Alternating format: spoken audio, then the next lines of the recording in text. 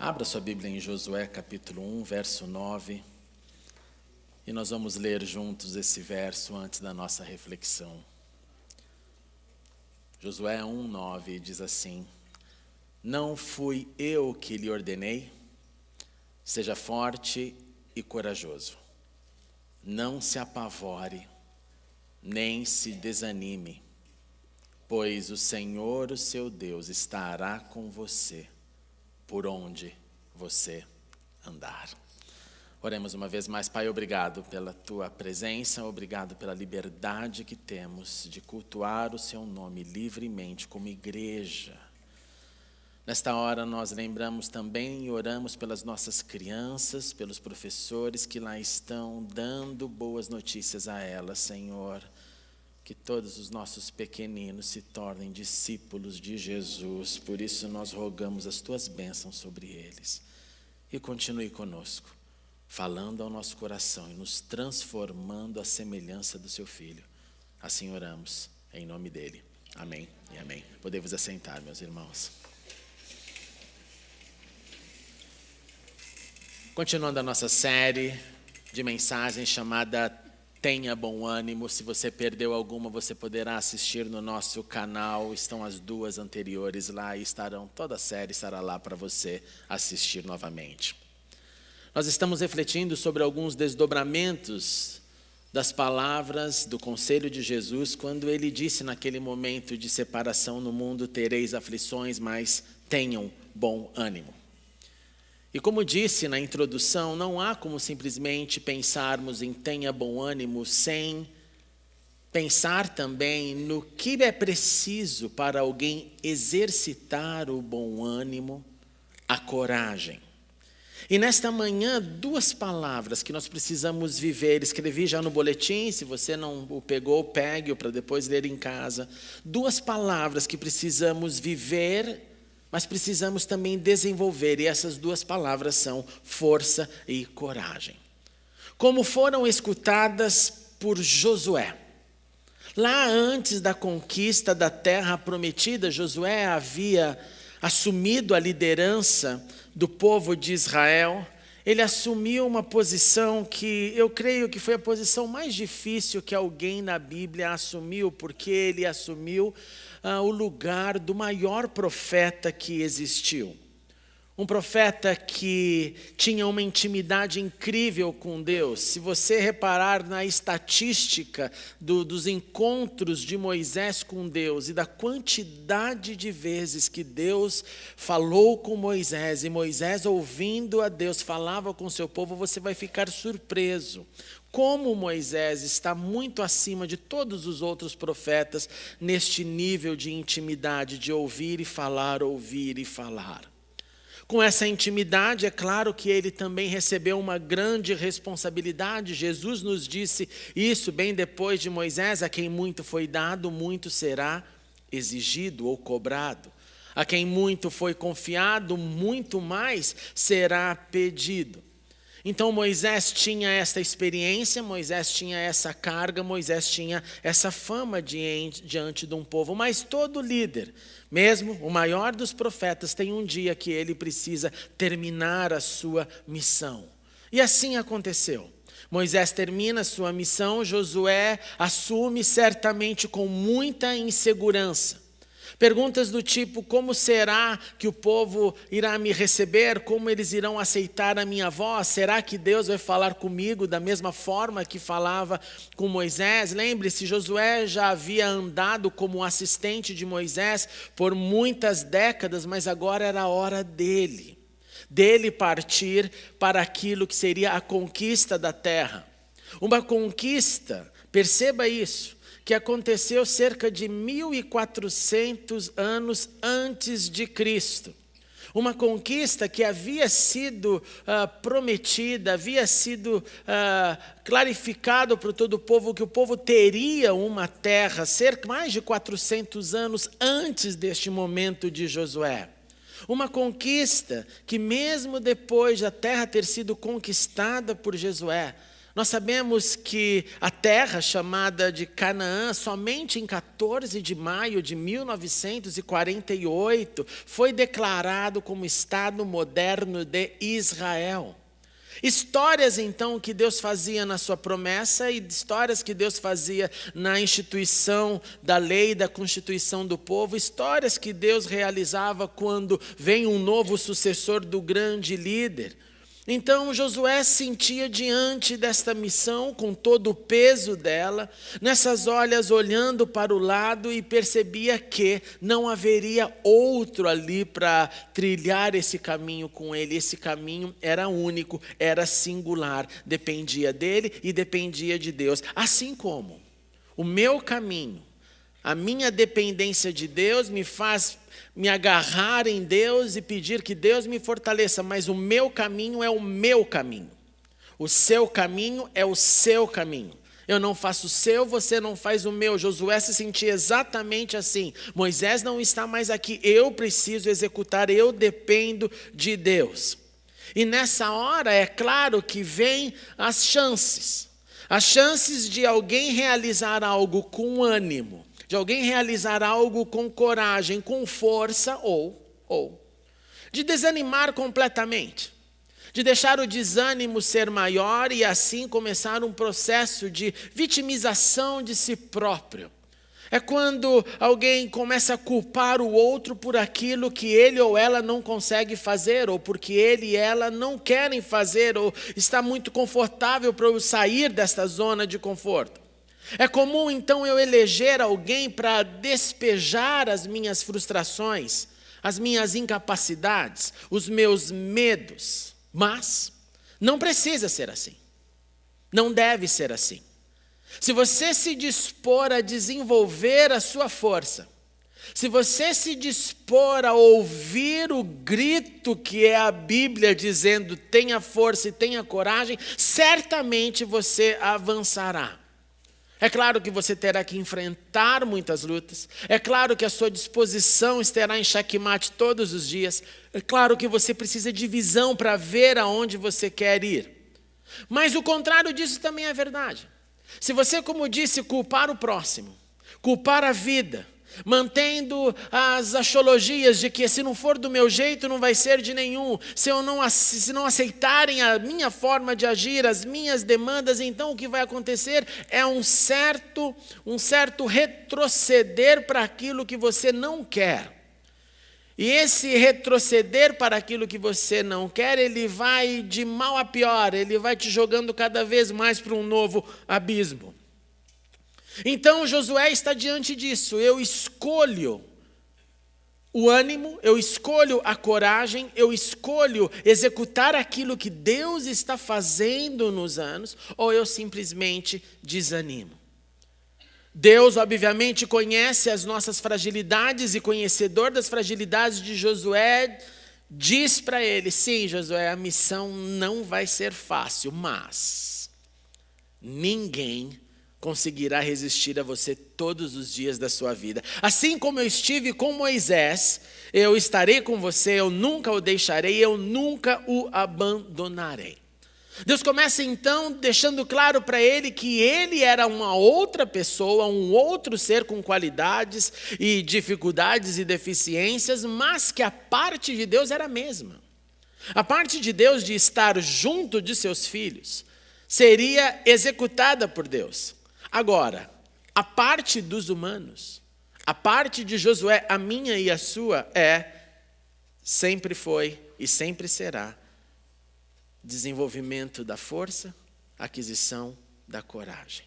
Porque você conduzirá este povo para herdar a terra que prometi sobre juramento aos seus antepassados. Josué, então, tem a força e tem a coragem. E o porquê dessa força e dessa coragem é porque há uma missão. A missão, como disse, que já havia sido prometida. A missão que coloca você, Josué, numa cronologia de fatos, de que Deus está realizando a sua história. E porque Deus está realizando a sua história, Cada um de nós tem uma finalidade e um propósito. Naquele momento, o de Josué era continuar. Era de conquistar, era de finalmente dar a terra para o povo que tinha um Deus. Assim como eu e você fazemos parte de um momento histórico.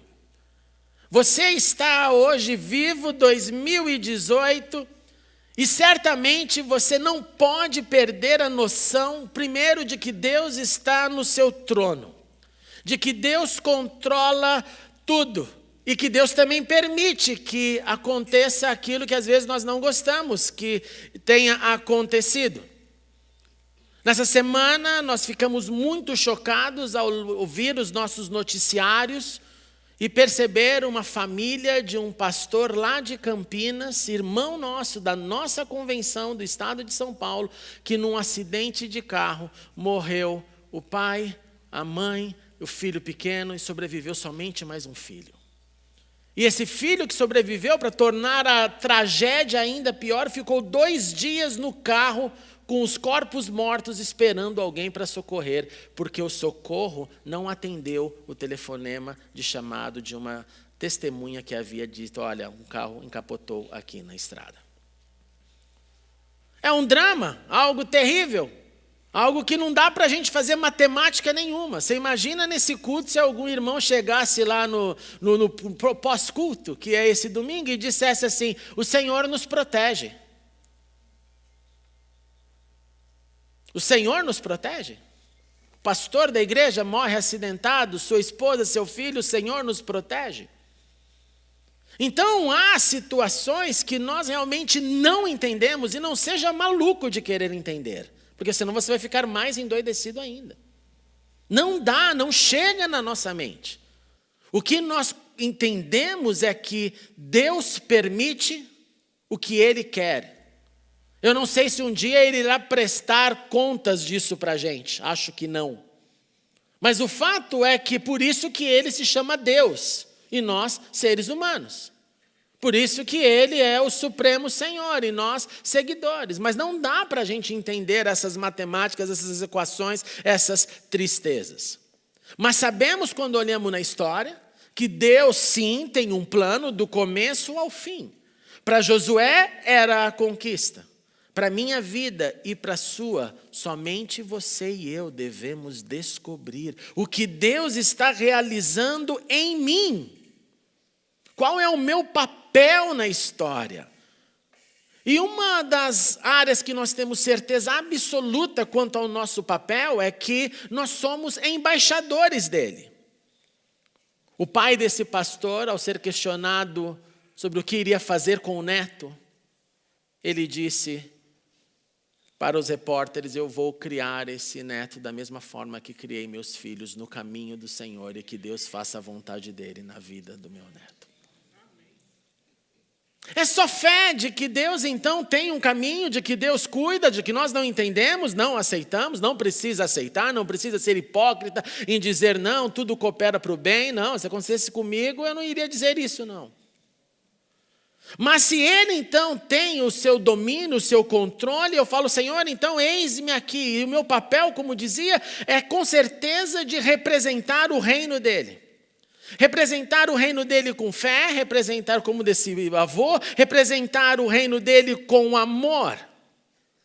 Nessa hora que estamos vivendo no Brasil, de separação, de o meu time, o meu partido, o seu partido, o meu candidato, o seu candidato, nós não podemos esquecer que a nossa maior política é a política do reino de Deus. É a manifestação das boas notícias. É a manifestação do amor dele, daquele amor que é maior do que qualquer pessoa pode ter, que é o amor de dar a sua vida em favor dos seus amigos. Então, o primeiro, seja forte e corajoso, nos ensina que existe um porquê. Ser forte e corajoso é uma razão para a sua vida. E que você tem que descobrir aonde você está inserido na história de Deus. Com suas vantagens, com seus momentos de profunda alegria e nos momentos de tragédias, nos momentos dos vales da sombra da morte e nos momentos de pleno regozijo, seja qual for. O Senhor está escrevendo uma história e Ele nos diz, seja forte e corajoso. Pela segunda vez ele disse a Josué, igualzinho, somente Josué, seja forte e muito corajoso. Tenha cuidado de, perceba, obedecer toda a lei que meu servo Moisés lhe ordenou, não se desvie dela, nem para a direita, nem para a esquerda, para que você seja bem sucedido por onde você andar. Não deixe de falar as palavras deste livro, medite nelas dia e noite e cumpra fielmente tudo o que está escrito. Qual será o resultado de tudo isso? Os seus caminhos prosperarão e você será bem sucedido. O que aprendemos? Aprendemos que força e coragem devem andar junto com devoção da espiritualidade. Perceba como Deus é criterioso ao falar com o seu servo. Ele diz, tenha cuidado primeiro de obedecer, depois de não se desviar.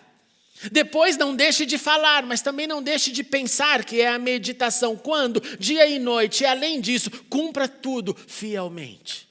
Por que tanta intensidade? Por que tanta instrução? Por que Deus só não diz, obedeça a minha palavra? Não, ele estava tentando inculcar na cabeça de Josué todos os passos, todo o procedimento. Você obedece, você não se desvie, porque vai ter hora que vai dar vontade. Você não deixe de falar, você medite o tempo inteiro. Você cumpra o seu papel, tudo o que está escrito. Força e coragem precisam então ser nutridas pelos parâmetros da palavra obedecida, da palavra que eu não fujo dela, repetidamente, através da meditação, cumprindo-a com fidelidade. Pela terceira vez disse Deus a Josué, Josué, não foi eu que te ordenei, e esse foi o trecho que lemos. Seja forte e corajoso. Não se apavore nem desanime, pois o Senhor Deus estará com você por onde você andar. Josué, não seja paralisado pelo medo. O medo, ele faz aumentar as justificativas. Medo e justificativa andam juntos. Porque o medo é a forma de eu responder o porquê não fiz, o porquê não faço, o porquê não irei fazer. Ele alimenta desculpas. Medo, justificativas e desculpas são trigêmeos. Não seja paralisado pelo medo, não dê espaço. E uma vez mais a Bíblia é criteriosa ao pavor. Não se apavore, foi o que Deus disse. Não deixe o pavor crescer e virar um monstro enorme. Não deixe o pavor crescer e ele então venha a nutrir o seu desânimo. Pois o medo também está conectado com as incertezas. E na incerteza o desânimo cresce. Quando eu não sei o que vai acontecer, quando eu não tenho noção de como vai terminar uma circunstância, uma situação, eu sinto medo, eu sinto aflição. Mas a palavra de Deus para Josué, eu creio no meu mais profundo íntimo, que é a mesma palavra para nós. Não se apavore. Não tenha o desânimo como uma ferramenta que vai te cegar. Pois o Senhor, Deus estará com você por onde você andar.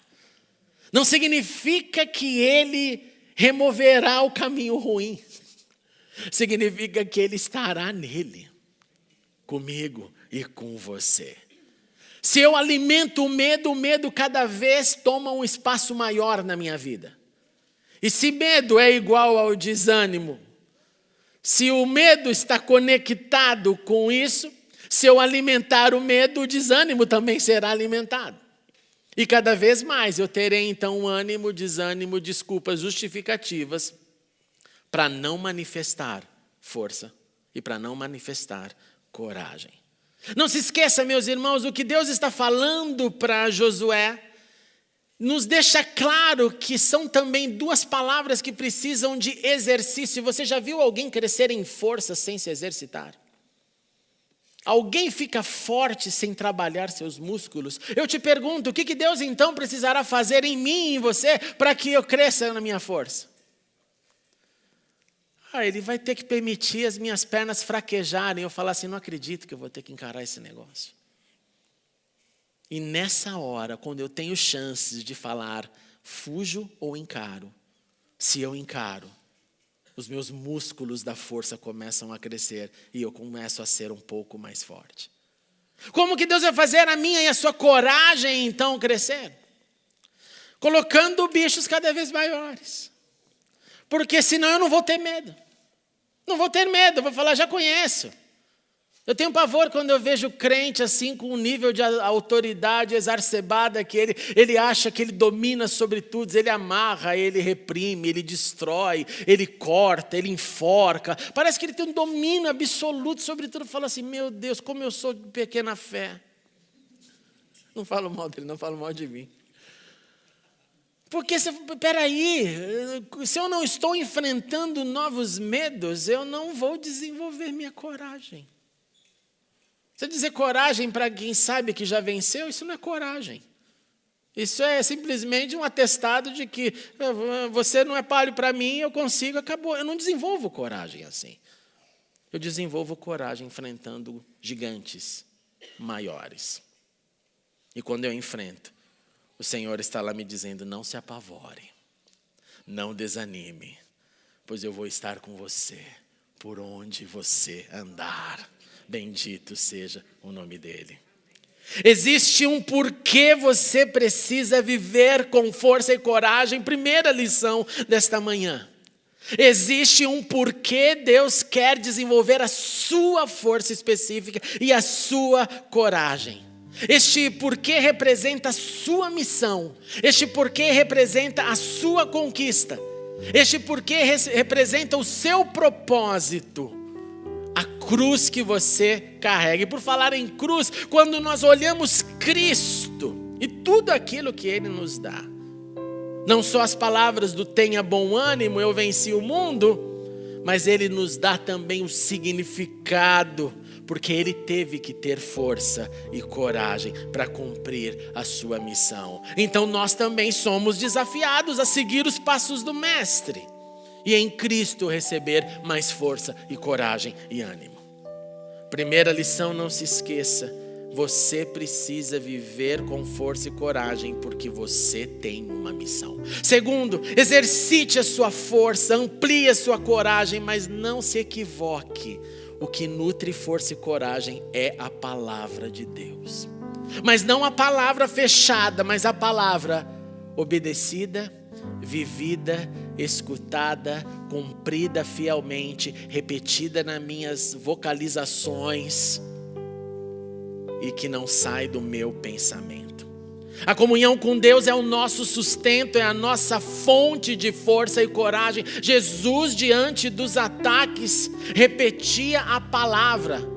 Disse Jesus para o diabo, assim está escrito. Jesus era a palavra, era o verbo encarnado e meditava e repetia e vivia a palavra. Segunda lição, não se esqueça, força e coragem associada à vida da palavra. Terceiro, não tenha medo, não se apavore.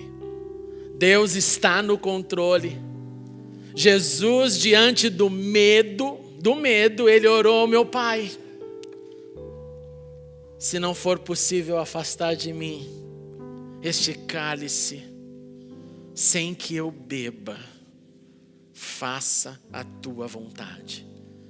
E a vontade do Pai lá no Calvário era que ele morresse. Ele precisou de força e coragem. Por isso, crendo que Ele te chama, crendo que Ele nos chama para aumentar essas duas palavras em ação na nossa vida.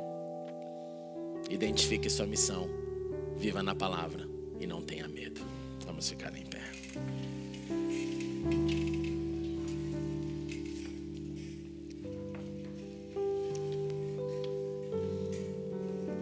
Olhe para o teu coração nessa hora e pergunte: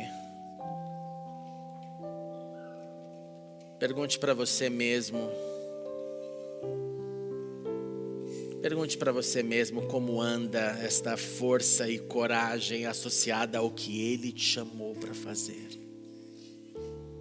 Pergunte a Ele: Senhor, o Senhor me deu sim uma missão para viver. Como eu estou diante disso, Senhor? Como anda minha força e coragem?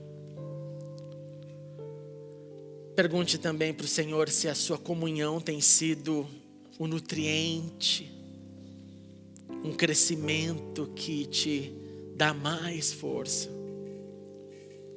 E pergunte ao seu coração se o medo está te vencendo e te colocando para baixo. E quando o medo quiser te vencer, grite bem alto: meu irmão, minha irmã, maior é o que está em mim do que o que está no mundo.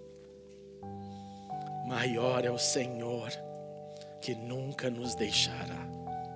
Nunca nos deixará.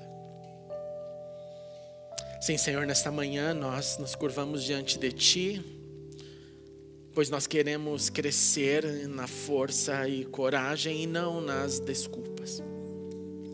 Nós queremos viver o bom ânimo que Jesus nos instruiu.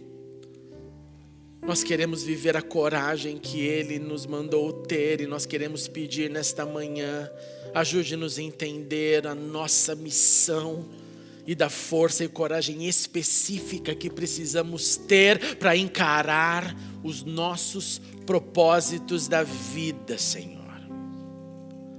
Ajude-nos nesta manhã, Senhor, a uma reconciliação permanente com mais da Tua palavra.